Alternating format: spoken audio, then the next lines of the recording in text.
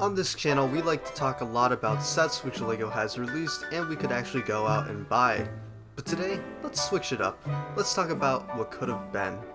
Hey guys, Hfmasters here, and today we're going to be looking at the top 10 LEGO Ninjago sets which LEGO should have made. To begin, let's start out small. The Dragon Hunter Buggy and Jet can be seen multiple times throughout Season 9 in the realm of the Oni and the Dragon. They're pretty simple vehicles, but if LEGO had made them, they could have very easily helped flesh out the Dragon Hunter's arsenal, which, as it is now in set form, really isn't much. I do get why the Jet wasn't released since the Destiny's Wing already exists, so it kind of makes this other Jet just seem pointless. But the Buggy could have very easily been made into a small $20 or even $10 set depending on the scale that they could have gone for.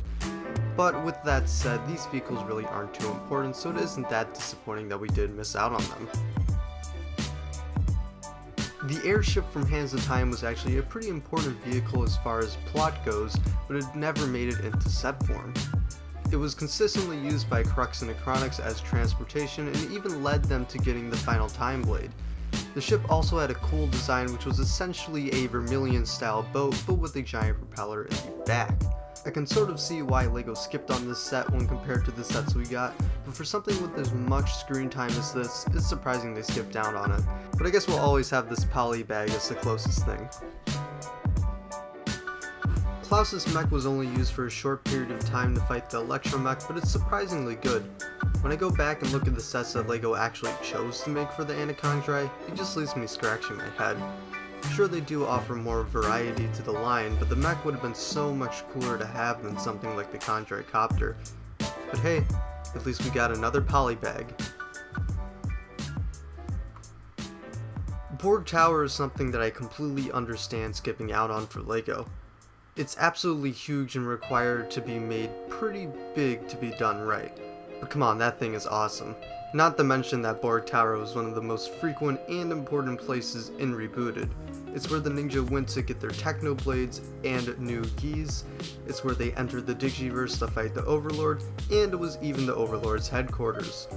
However, this isn't something that I ever expect LEGO to make, despite its importance.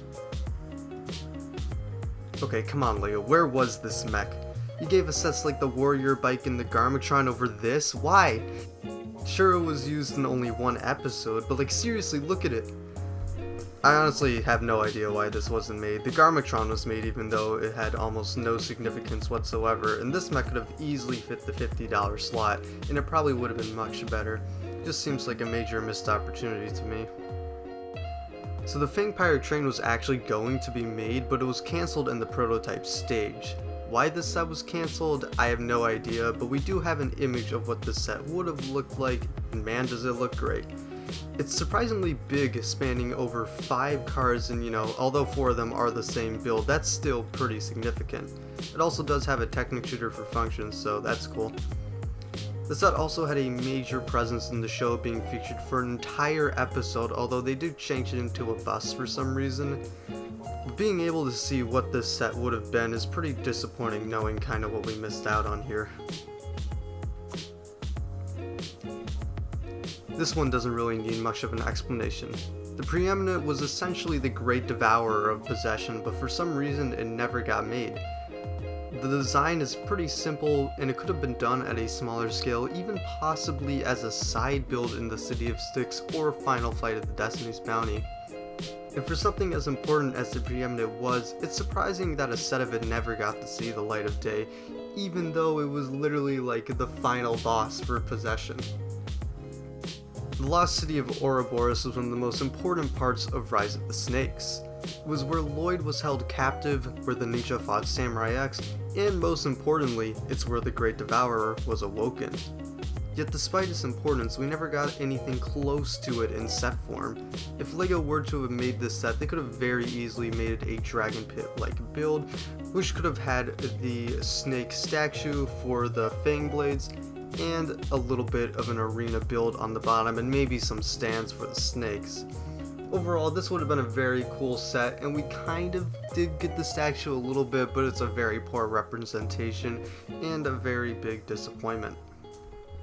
So it has been 5 seasons since Nia has officially become a water ninja, and for some reason we still haven't gotten a full-blown water dragon set yet. We've gotten to see it in the show before, and we even gotten a fusion dragon with it, but LEGO seems reluctant on a solely Nia based set above $10. Hopefully for season 10 we can finally get the water dragon set we've been waiting for so long. And of course the Overlord dragon takes number 1. There's not much I really need to say here, but can you guys actually believe that LEGO is going to send off Ninjago without giving us the Overlord in any sort of form at all? Well, that's exactly what happens. Honestly, I would have preferred that instead of making the Temple of Light, they would have just completely scrapped it and made the Golden Mech versus the Overlord Dragon as a set instead. Sure, we would have missed out on the Temple, but that's nowhere near as bad as missing out on the main villain of the entire series. But yeah, that is it for my list here. Thank you guys for watching. Hope you guys enjoyed. Until next time, see you guys later.